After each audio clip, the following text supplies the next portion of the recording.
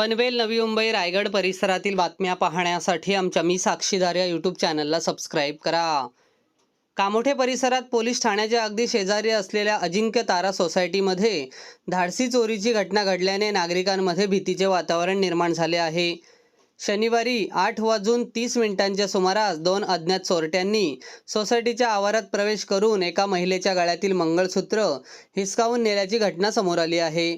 जवळपास 8 ग्रामचे हे मंगळसूत्र असल्याची माहिती महिलेने पोलिसांना दिली. कामोठे सेक्टर 7 मधील अजिंक्य तारा सोसायटीमध्ये नेहमीप्रमाणे रहिवाशांची वर्दळ सुरू होती. याच सोसायटीमधील रहिवासी तेजल मोरे या घरातील आवश्यक सामानाची खरेदी करण्यासाठी खाली आल्या होत्या. सामानाची खरेदी केल्यानंतर त्या घरी येण्यासाठी निघाल्या.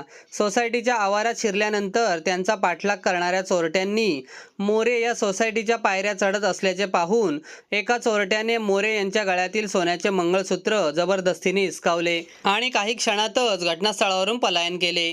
या प्रकारामुळे सोसायटीतील रहिवाशांमध्ये प्रचंड आश्चर्य आणि संताप व्यक्त केला जात आहे.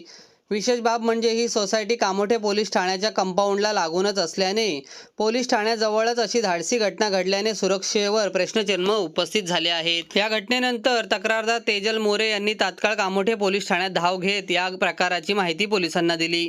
पोलिसांनी घटनास्थळी भेट देऊन प्राथमिक पाहणी केली असून अज्ञात चोरट्याविरोधात गुन्हा दाखल करण्यात आला आहे.